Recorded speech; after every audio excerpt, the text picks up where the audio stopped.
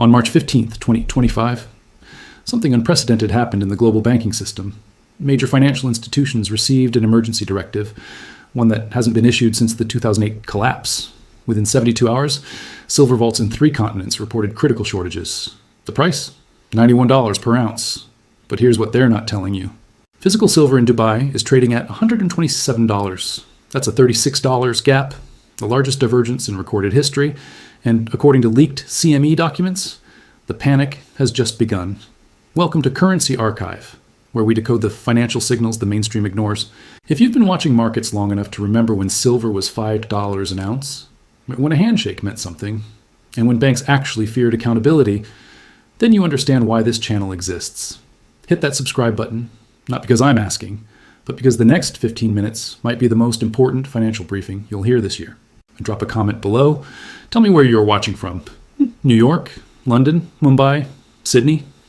Because what's happening right now, it's not just an American story, it's global, and it's already started. Wednesday morning arrived with an unprecedented shock to the financial markets.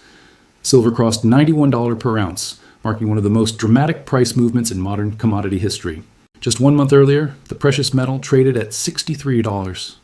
The mathematical reality was staggering, a nearly 50% increase in 30 days.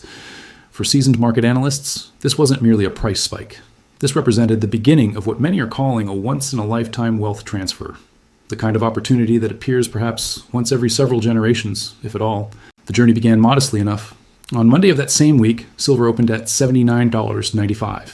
By Wednesday, it had surged past $91, a 13% gain in just 2 trading days. The velocity of this move caught even experienced traders off guard, but for those who understood the underlying mechanics, this was expected. Perhaps not the exact timing, but certainly the direction and magnitude. This isn't about short-term trading. This isn't about gaming the system or trying to capture quick profits. This is about understanding a fundamental shift in the global financial architecture.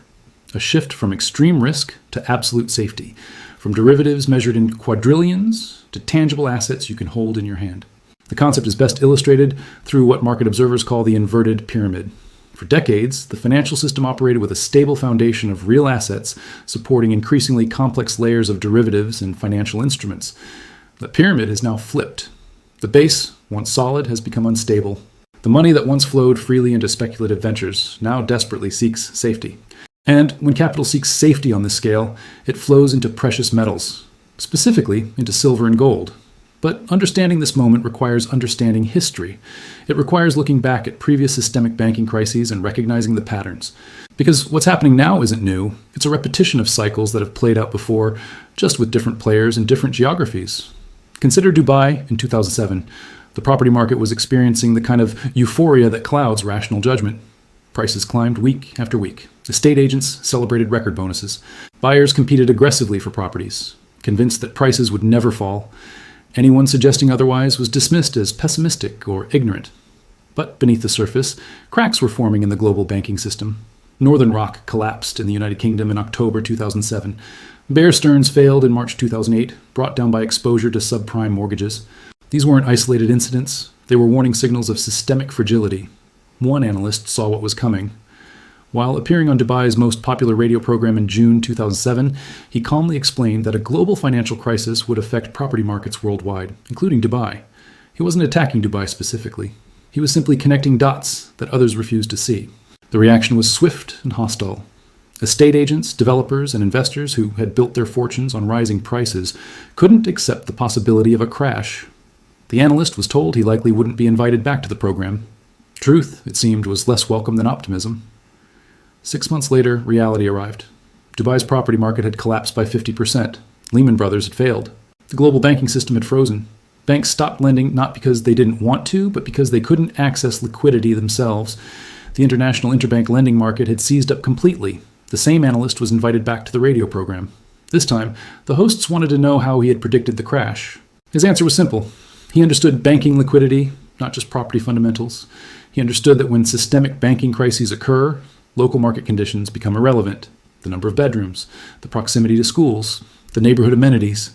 None of it matters when the entire financial system freezes. The mathematical progression continued. The analyst had predicted an eventual 70% decline from peak prices. After the initial 50% fall, Skeptics questioned whether another 20% drop would occur. But the mathematics were clear. A 70% total decline meant falling from the current level of 50 to 30. That required another 40% decline, not 20%. 3 months later, a major real estate firm confirmed the prediction. On average, Dubai properties had fallen 70% from their peak. Some areas experienced 60% declines, others 80% or even 90%, but the average matched the forecast exactly. The analyst continued on that radio program for 4 years, appearing every Sunday without notes, explaining complex financial dynamics in terms ordinary listeners could understand. His track record remained perfect. November 11th, 2013 arrived with celebration across Dubai. The city had just won the bid to host Expo 2020, a prestigious international exhibition that would bring millions of visitors and billions in investment. The excitement was palpable. Business leaders, government officials, and property investors saw nothing but opportunity ahead.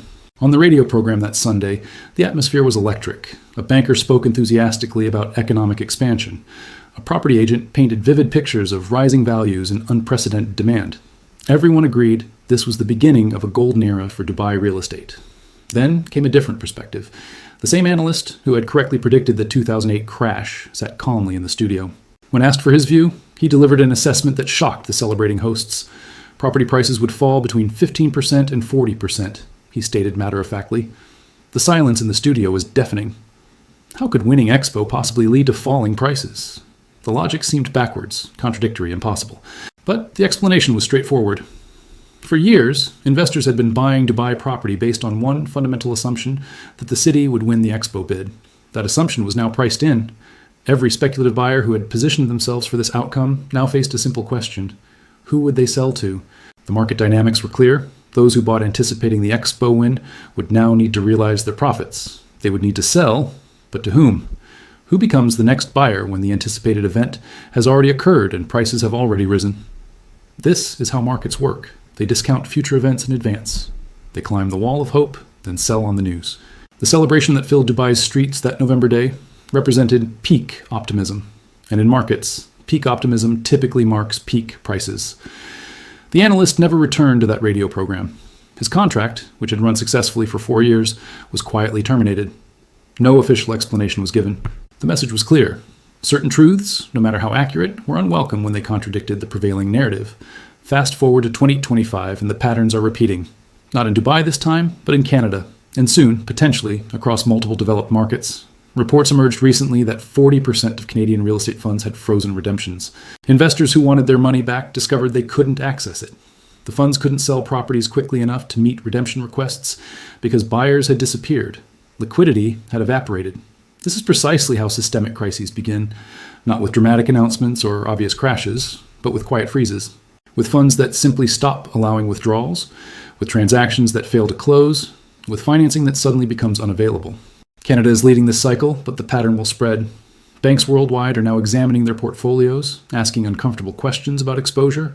Where are we overextended in property markets? Which regions have seen unsustainable price appreciation? Where are borrowers most vulnerable to rate increases? Australia sits at the top of that list. The combination of extraordinarily high property prices relative to incomes, massive household debt levels, and an economy heavily dependent on property-related activity creates a dangerous vulnerability. When confidence shifts, when liquidity tightens, when banks become cautious about lending, the correction can be swift and severe. The commercial real estate sector in the United States is already experiencing this dynamic. Office buildings sit empty as remote work becomes permanent. Retail spaces struggle as e-commerce dominates. Yet these properties carry mortgages based on valuations from a different era. Banks hold these loans on their balance sheets, afraid to recognize losses, hoping somehow that values will recover. They won't. Not in any time frame that matters to current property owners or lenders. Understanding these macro dynamics requires stepping back from individual property characteristics. The number of bathrooms becomes irrelevant. The quality of kitchen finishes doesn't matter. The view from the balcony has no bearing on value when systemic banking liquidity disappears. Estate agents cannot see these patterns. Their training focuses on local markets, comparable sales, and buyer psychology. They lack the framework to understand how international banking liquidity flows affect local property values. It's not a criticism of their intelligence or dedication. It's simply outside their domain of expertise. But for those who understand banking crises, the signs are unmistakable. The Canadian freeze is a warning shot. The Australian vulnerability is well documented. The global property markets that inflated on cheap credit and central bank stimulus now face a very different environment, and this brings us back to silver. The banking system operates on a foundation most people never consider: trust. Not trust in the moral sense, but trust in liquidity. The belief that when a bank needs cash, it can borrow from another bank. When that trust evaporates, the entire system seizes. This is what happened in 2008. Major financial institutions suddenly refused to lend to each other, terrified that the borrowing bank might collapse before repaying. The interbank lending market, which typically processes trillions in daily transactions, simply froze. Banks that appeared solid one week were insolvent the next, not because their long-term assets were worthless, but because they couldn't access short-term funding. Property markets collapsed not because buildings lost their utility, but because financing disappeared. A buyer might desperately want a property and have sufficient long-term income to afford it, but without a bank willing to provide a mortgage, the transaction cannot occur. Multiply this across millions of potential buyers, and prices crater. The same dynamic is emerging now, but with an additional layer of complexity. Exchange-traded funds have introduced new vulnerabilities into the precious metals markets that didn't exist in previous cycles. Many investors believe they own silver when they purchase shares in silver ETFs. The marketing suggests simple exposure to silver price movements without the hassle of physical storage. It sounds convenient, it appears logical, but the structure contains hidden risks that most shareholders never investigate. The fine print in these ETF prospectuses reveals uncomfortable realities. The funds typically don't hold enough physical silver to back all outstanding shares. They rely on futures contracts, derivatives, and various financial instruments that promise silver delivery under certain conditions. But when those conditions change, when markets become stressed, when multiple investors simultaneously demand physical delivery, the structure can break. One precious metals expert recently spent considerable time analyzing these risks. Starting around the 10-minute mark of his presentation, he systematically dismantled the assumptions underlying silver ETFs. The analysis wasn't theoretical. It focused on specific contractual provisions, historical precedents, and the practical impossibility of converting paper claims into physical metal during market stress. Banks promote ETFs enthusiastically because they keep investment capital within the banking system. When a client buys physical silver from a dealer, the bank earns nothing. When a client buys a silver ETF, the bank collects fees, maintains custody, and keeps the capital circulating through financial markets. The incentive structure heavily favors paper claims over physical possession. But paper claims fail precisely when they are needed most. During calm markets, they function adequately. Prices track reasonably well. Investors can sell shares easily. The illusion of silver ownership feels convincing. Then crisis arrives, and the gap between paper claims and physical reality becomes catastrophic. Consider the current supply situation. Physical silver in Dubai is reportedly trading at prices significantly above the paper market. The divergence isn't small, it's substantial enough to indicate serious dysfunction in the delivery mechanisms that should keep these markets aligned. When physical buyers in major markets cannot acquire metal at quoted prices, it signals that published prices no longer reflect true supply and demand. This divergence will widen. As more investors recognize the risks in paper claims and demand physical delivery, the available supply will prove inadequate. ETF structures that assumed orderly markets and modest redemption requests will face unprecedented stress. Some will suspend redemptions entirely, freezing shareholders into positions they cannot exit. The parallel to Canadian real estate funds is exact. Investors who believed they could access their capital whenever desired discovered that belief was contingent on market conditions. When conditions changed, access disappeared. The same pattern will emerge in precious metals ETFs, probably with greater severity given the much larger ratio of paper claims to physical inventory. Understanding this distinction between physical ownership and paper claims is crucial. One represents actual possession of a tangible asset with no counterparty risk. The other represents a contractual promise dependent on the solvency and willingness of multiple parties to honor obligations during market stress.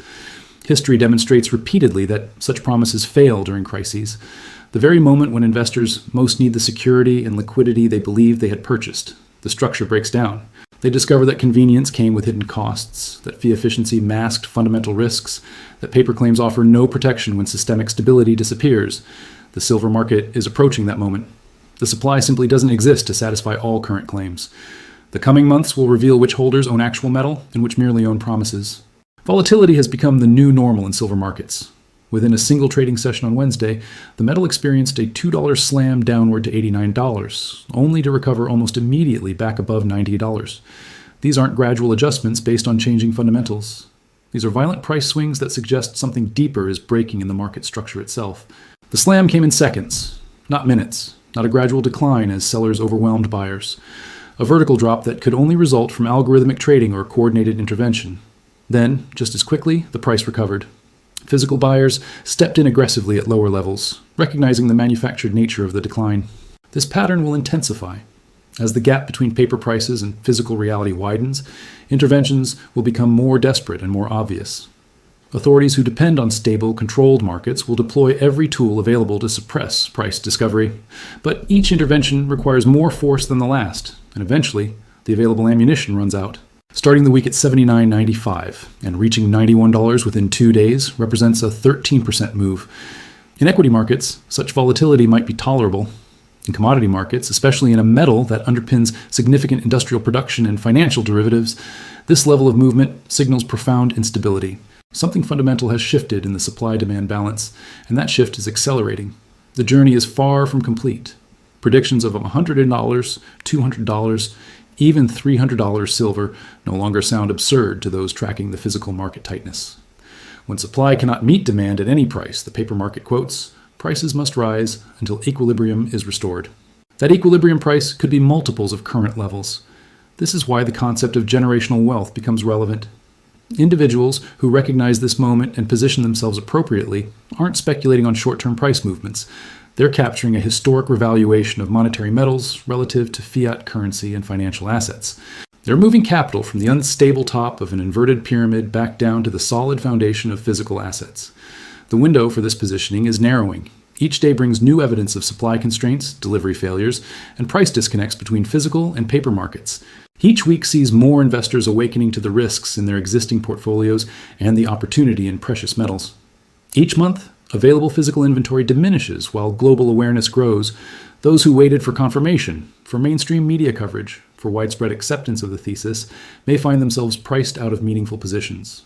By the time silver's rise becomes obvious to casual observers, the easy gains will have already occurred. The transition from 63 to 91 happened while most investors still dismissed precious metals as outdated relics. The progression from here will likely follow a pattern seen in previous precious metals bull markets.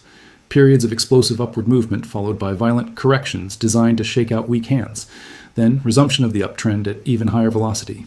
Each cycle brings higher lows and higher highs until the final parabolic phase exhausts available buyers.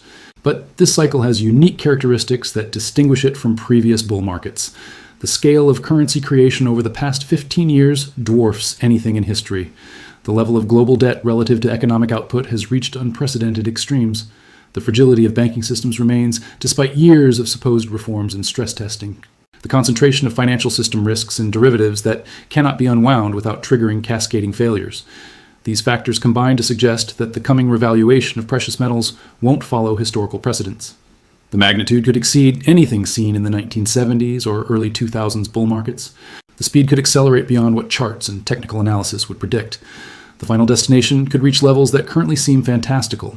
This is why experienced analysts emphasize thinking in terms of innings rather than final scores. Whether this is the second or third inning of a 9-inning game remains uncertain, but clearly the game has only just begun. The dramatic moves witnessed this week represent early-stage price discovery, not climactic peaks. The opportunity exists now for those willing to understand the macro dynamics driving this transition, not the details of bedroom counts or bathroom fixtures in property markets, not the quarterly earnings reports of technology companies, not the latest economic data releases that will be revised multiple times anyway. The opportunity exists in understanding systemic banking crises, liquidity freezes, and the inevitable flight to tangible assets when paper promises fail. For those who grasp these principles, generational wealth isn't just a possibility, it's a probability.